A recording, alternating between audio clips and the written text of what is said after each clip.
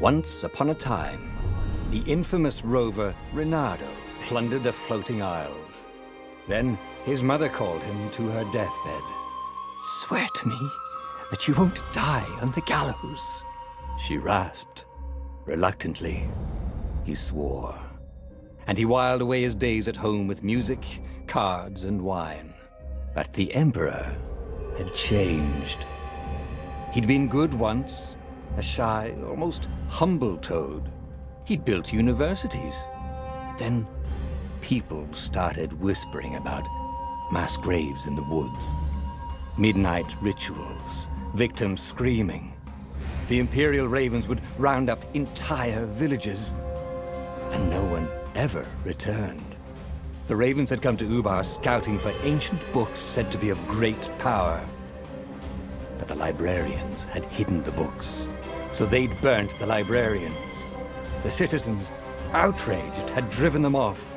The Ravens had come back with dropships.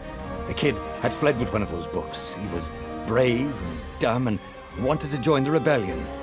And Reynardo had promised his mother he'd protect him.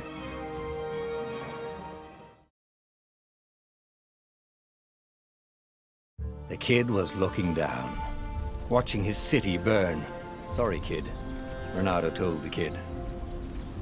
"Look, if we give them the book, they'll leave you alone." "My mother died for this book!" "I promised her I'd protect you." "Oh, damn it." The kid had run off. With the book, of course. So Reynardo had to run after him.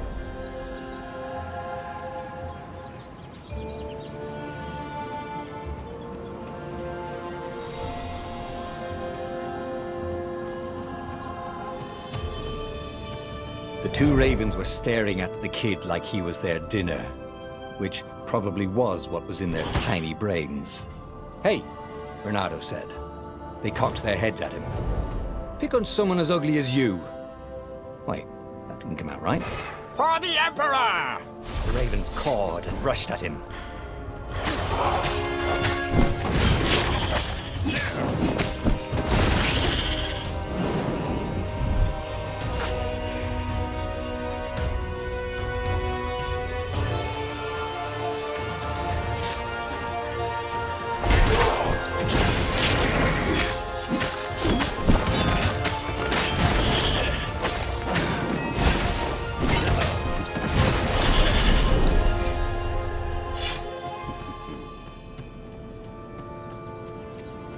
A dropship flew overhead. He hoped they hadn't noticed him. The kid.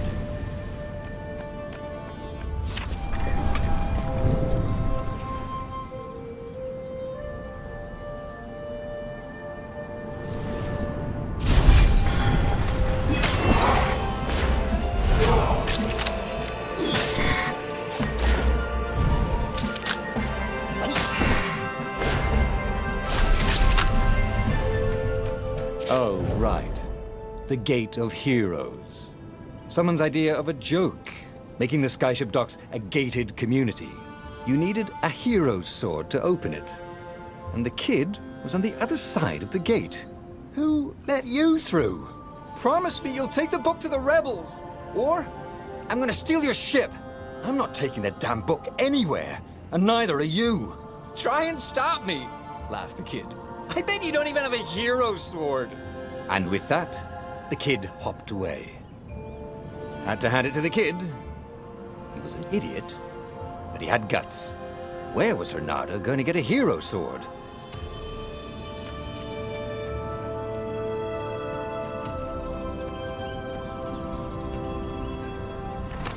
Ore and wind essence? That sounds about right. I'll need a workshop, though. Perfect.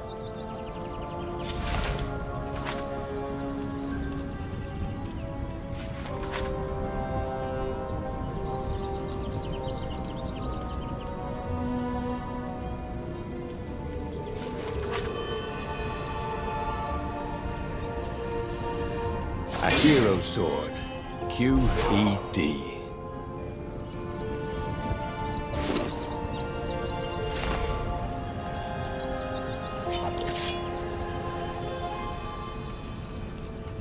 This is what he got for settling down and finding people to care about.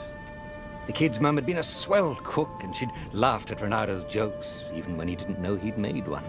And then the ravens had come to burn her. And she'd made him promise to protect the kid. But she never told him where the book was, just the kid.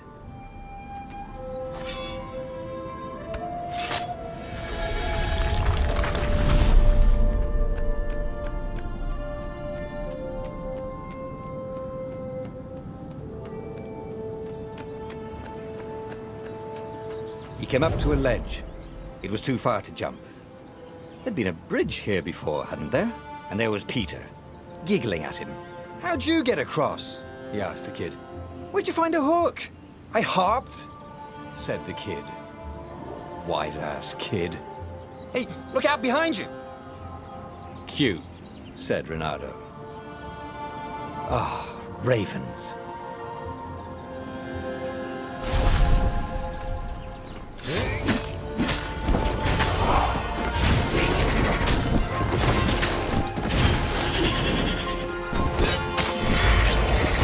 It was time to talk some sense into the kid. Just hook his way across the ledge and chase the kid down.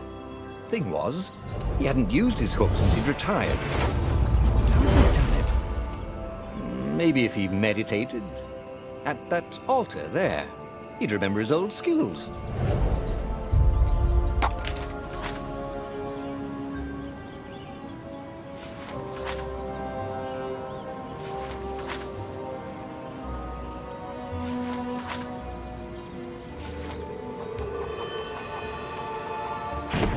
Starting to come back to him.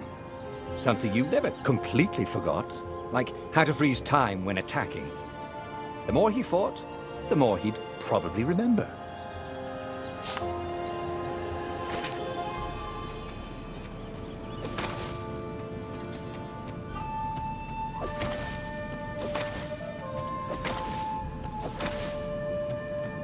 And there was the Farfarer. She was the fastest ship he'd ever known. She could do the Kestra run in 12 furlongs. Oh, so the salesman had told him. And something told him the kid was about to walk into an ambush. "Stop!" he shouted. "I'm not giving you the book!" shouted the kid, and took off.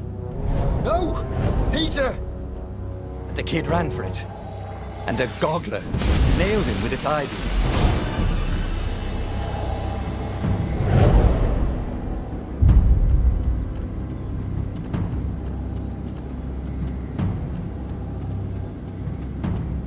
The book was unburned.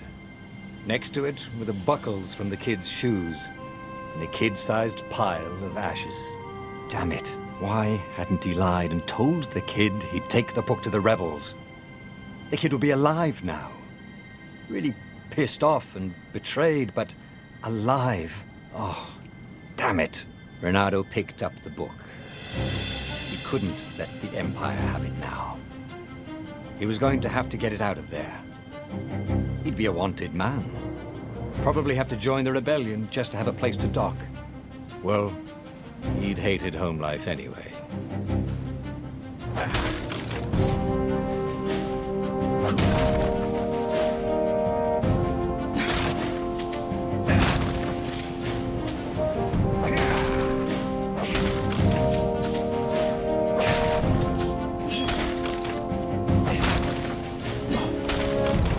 What was the big deal about this book anyway?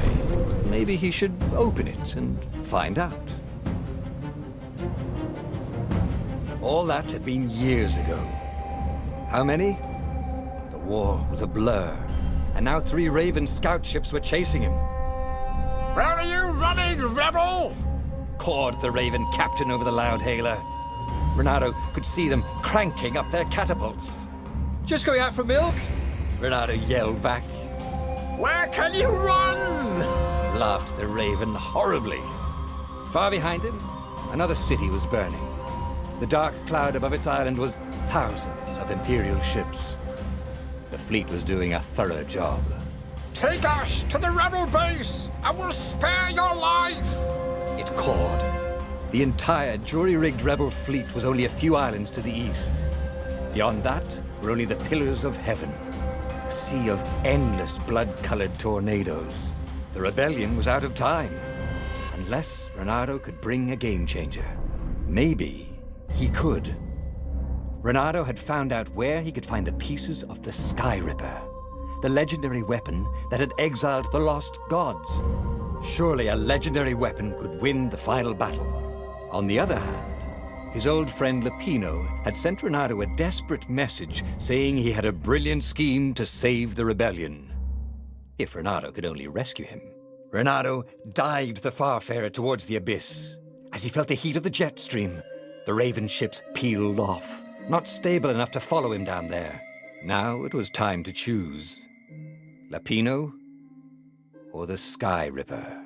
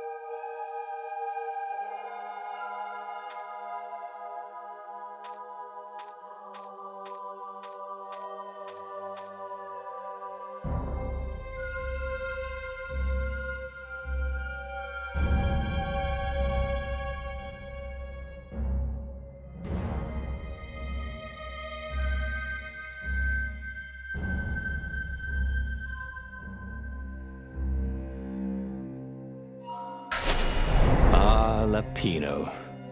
Apparently, the Mad Rabbit had sold a Pegasus that he did not exactly own. Lapino always wiggled out of trouble, given time. But he was out of time. The Ravens had figured out that Lapino was a rebel spy. If the fleet reached him first, they'd string him up for that. Never mind the winged horse.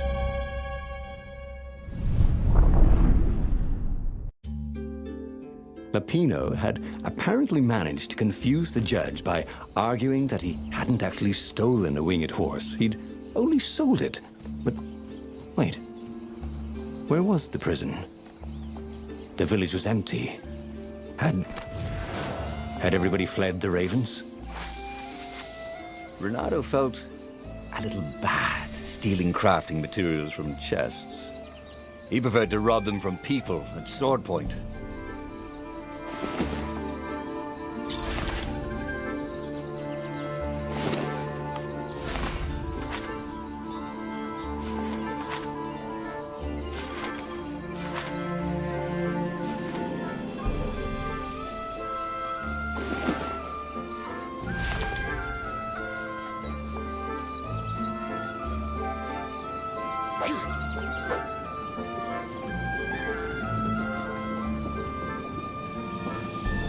There was an inscription. Praise the sun.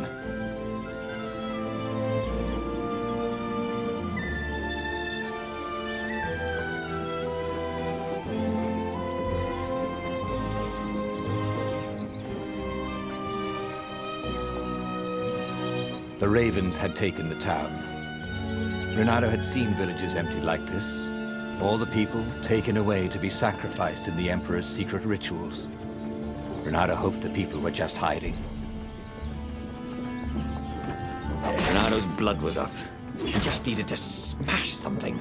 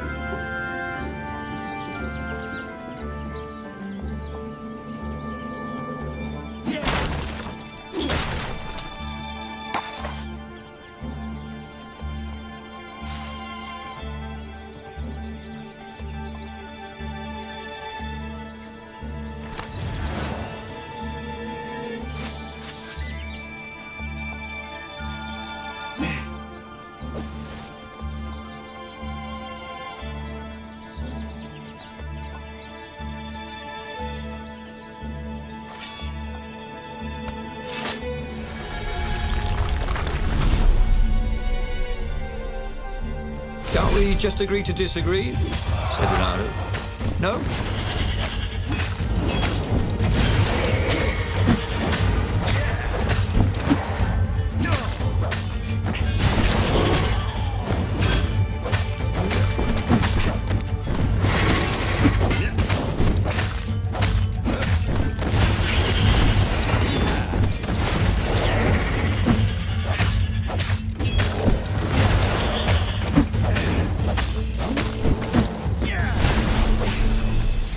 Ravens were landing everywhere. The advance guard. He'd better get moving. If they got to Lupino first, they'd eat him for breakfast. Or a snack. Ravens weren't picky. If they got hungry, they sometimes forgot to interrogate their prisoners. Even top spies like Lupino. Where had the mad rabbit got to?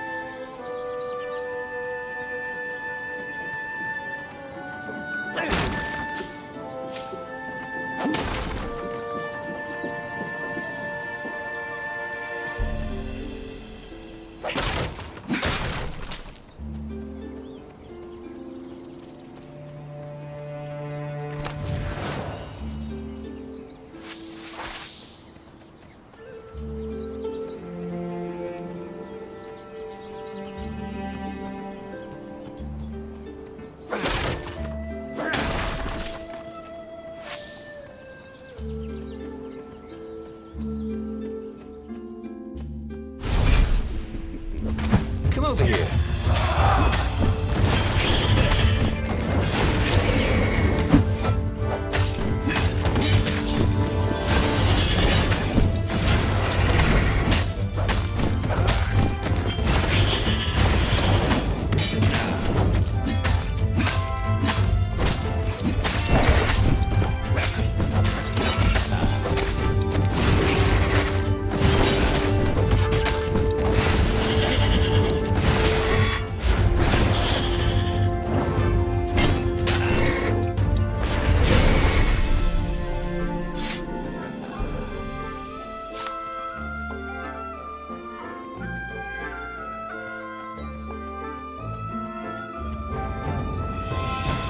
Renato felt a chill run down his back. Or possibly a flea.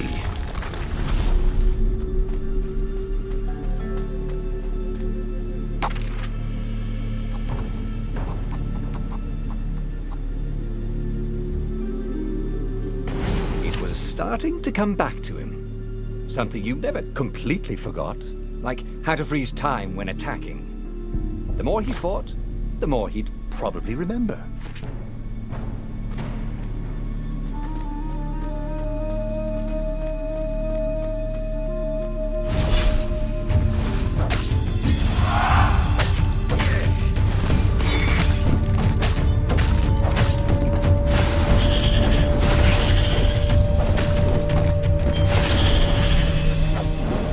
Renato wondered if he could learn to cook this way. Probably not.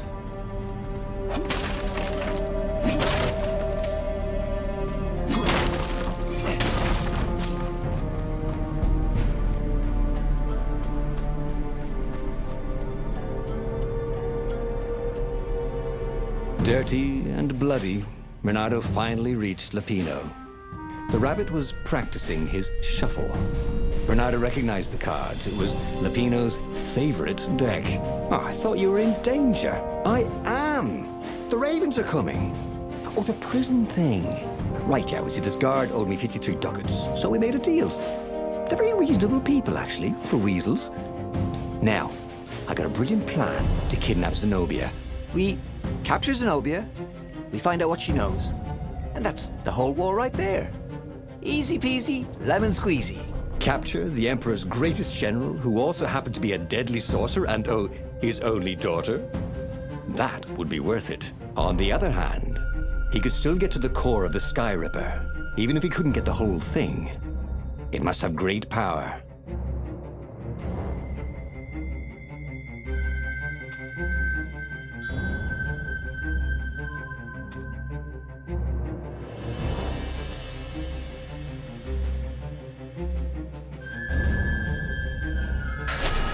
Zenobia wasn't just the Emperor's daughter, of course. She'd been Renado's best friend in Sword Fu school. And you're still mad for her, the rabbit reminded him. They'd been close. She'd told him things no one else knew. But she'd never told him who she really was. She knows all the Emperor's plans, chuckled the Master Spy. She won't give them up easily. She'll tell the interrogators, all right, said Lapino. Taking her would change the game, all right.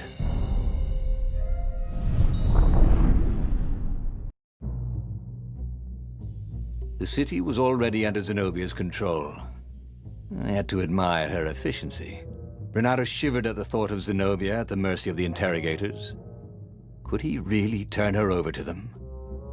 But this was war. It wasn't meant to be pretty.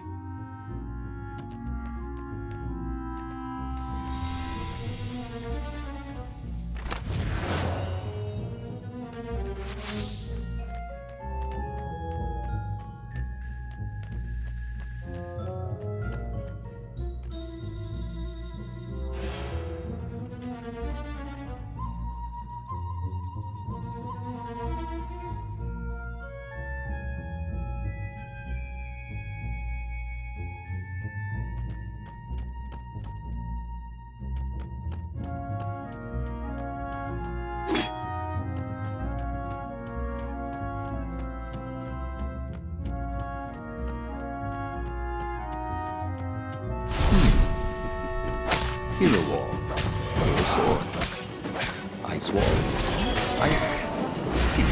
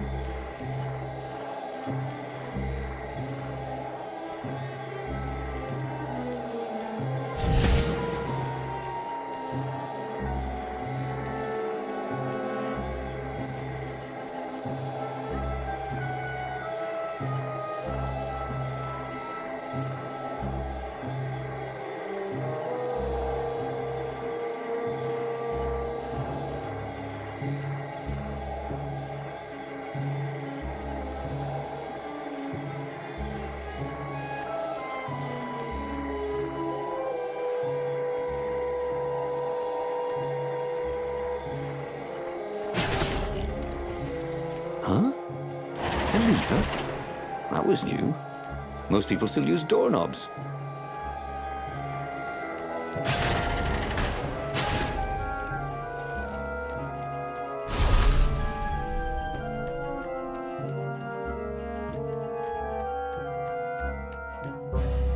So, what's this plan of yours? Use me as bait, said Lapino. And he outlined a slightly complicated plan that involved geese, a net, setting the Farfarer a little bit on fire, Lapino dressing as an old blind toad, and Renato hiding inside a monstrous watermelon. What could possibly go wrong? Thought Renato.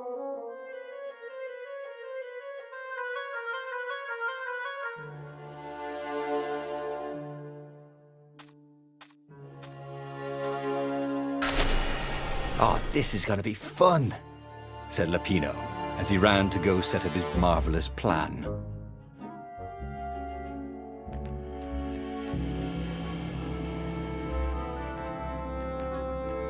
If I craft a sword now, it's going to be really short.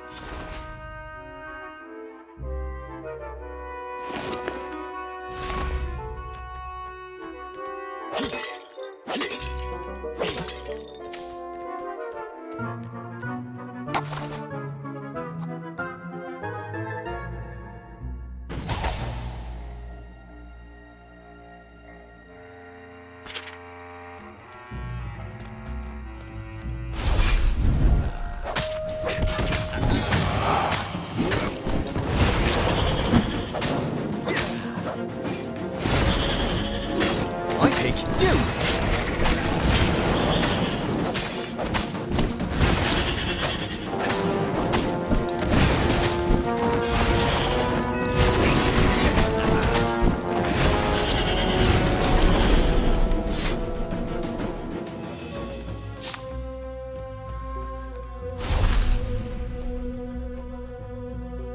Renato felt dubious about the whole plan. With every step, he was waiting for it all to go horribly wrong. But against all odds, Peppino's idiotic plan worked. Zenobia's ravens ran off after the geese, the net dropped, and Renato jumped out of the watermelon and put his sword to Zenobia's throat. Renato, she said. Are those new scars? They look good on you. You never return my velvet jacket. It was my favorite. You look stupid in velvet.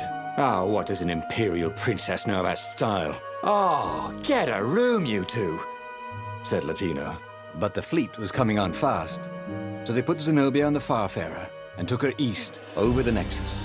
She'd vanished from Swordfu School, from his life, without even saying goodbye, without ever telling him she was the Emperor's adopted daughter. Ah, Lapina was right, Renato thought reluctantly. She knows things. She recognized his look. You're taking me to the interrogators, aren't you? She said, wide-eyed. And then she jumped, with horror. Renato saw Zenobia plummeting. Then he saw the Nexus below them. Cats always land on their feet. Ah, she'll head for the Imperial outpost, yelled Apino. You have to catch her.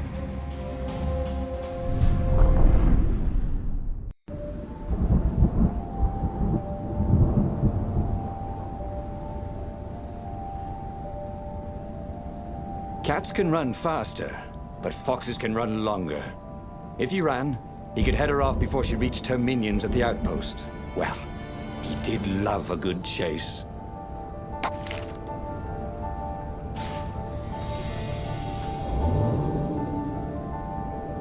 There were stickers all over the platform for really hot lady foxes, with pictures and addresses and everything.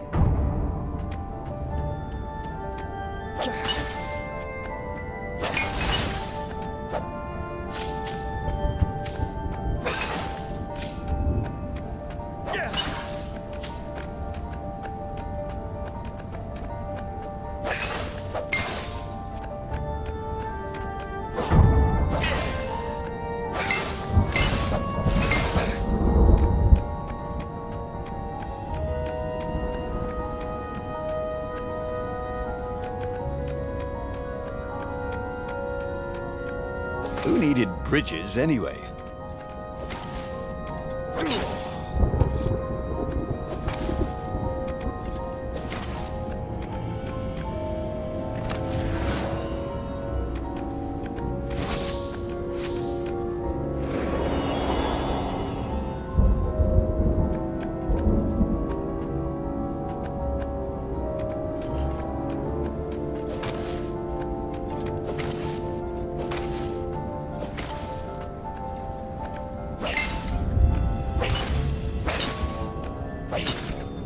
Renato hoped his mother wasn't watching.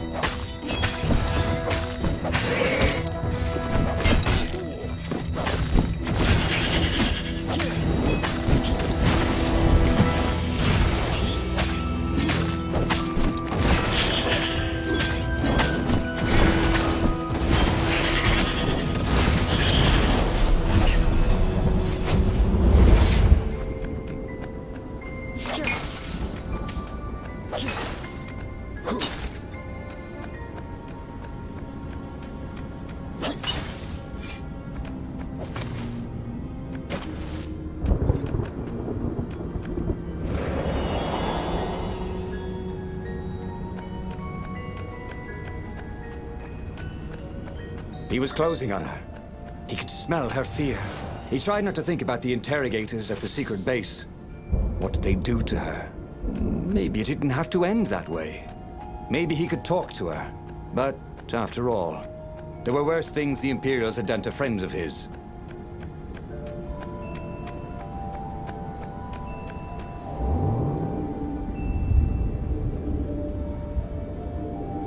How could he have let her escape?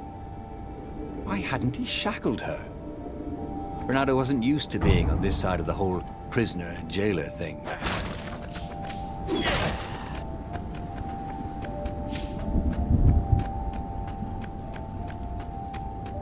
A crafting bench. Renato wondered what he could make with it.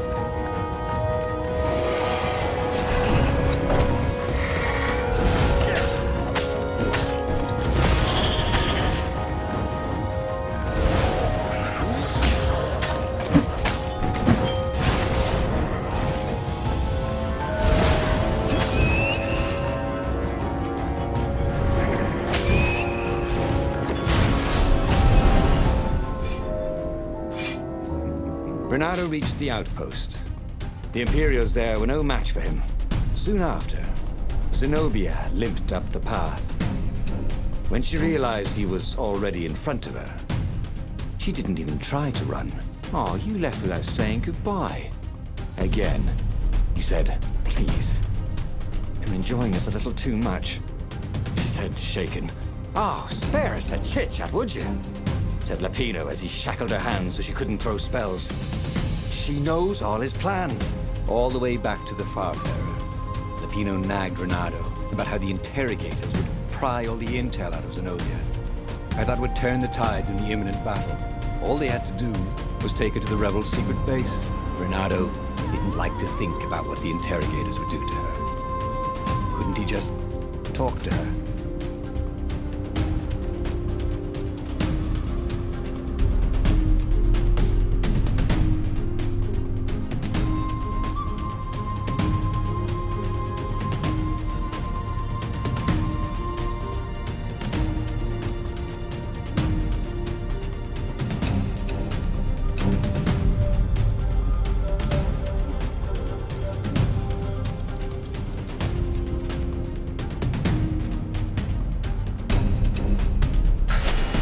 As they pulled away from the Nexus, Renato could see the fear in Zenobia's eyes. "I can't take her to those creatures at the base," he whispered to Lapino. "Ah, you've gone soft. Soft in the head. We captured her for what she knows. I'll take her to the mountains. Tell all the horrible things the Emperor's done. Yeah, believe me, she'll turn." And he turned the wheel. "The hell you will!" shouted Lapino, and he grabbed the wheel back from him. The two of them wrestled for control of the ship. It shot off like a mad sparrow. Suddenly, Renato was falling.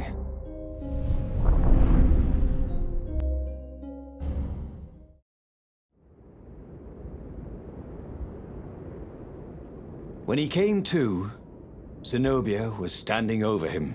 "Why didn't you take me to the base to be interrogated?" she demanded. "Do you know what's left of people they interrogate? This is some trick, isn't it? To make me fall for you again. Well, I won't. Oh, go on then. Scurry back to your ravens. I can't stop you. But strangely, she didn't. As Renato set off to find the Farfarer, she followed him, keeping just out of sight of the ravens.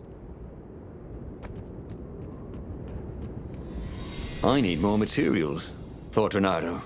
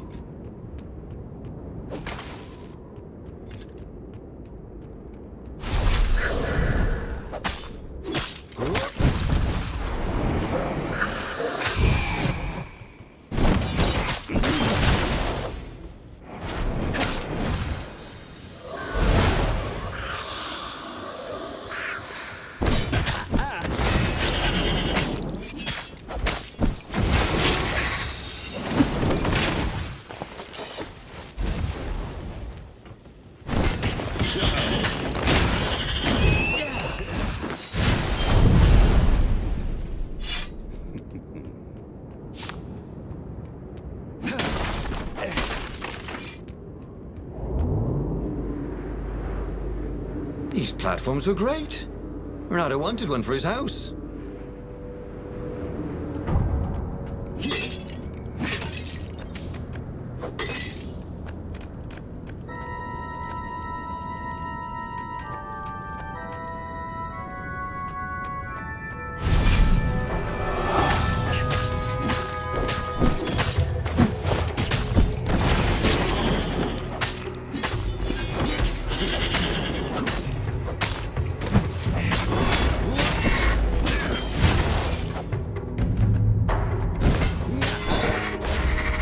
You know, you don't smell any better when you're dead.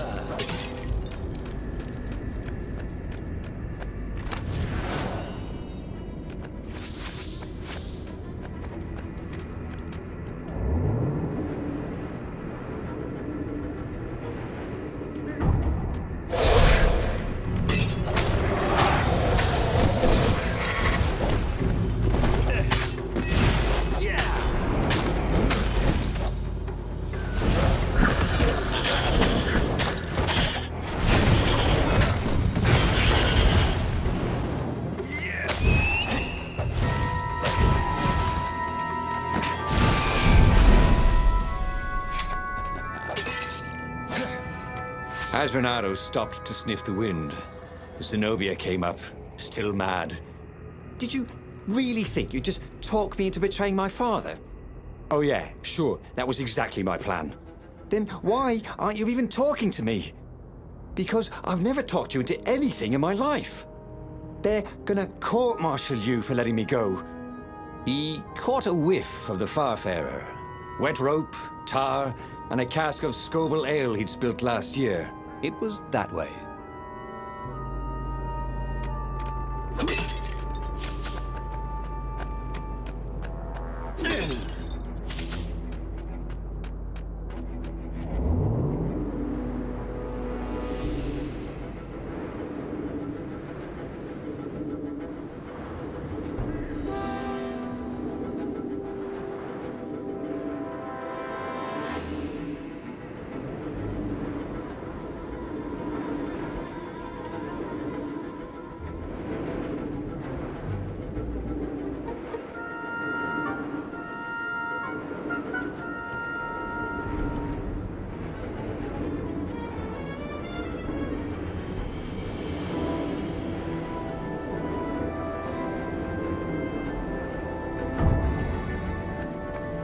Renato wondered if he should have taken Zenobia to the rebel base for real.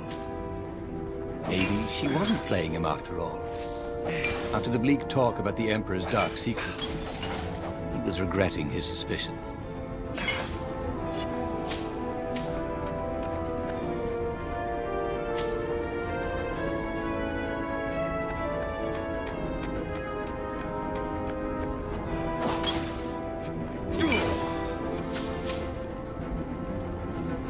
What were these poles exactly? Parking meters from the time of the lost gods?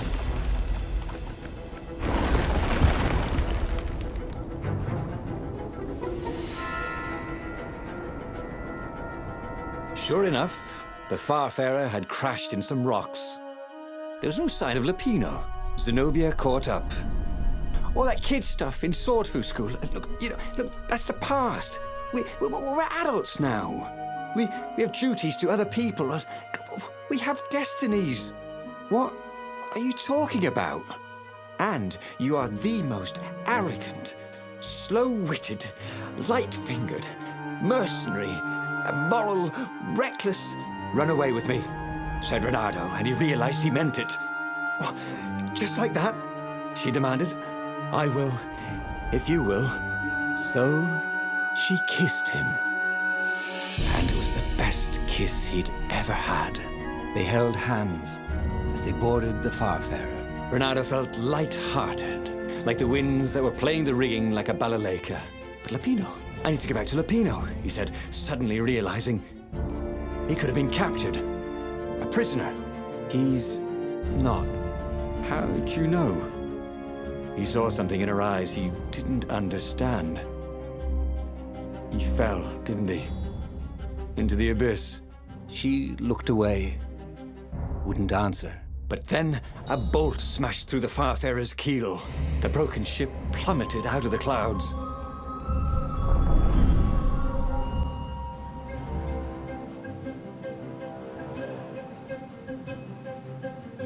Renato picked himself off the deck. They were alive. We have to get to my private ship, she said. Do you trust me?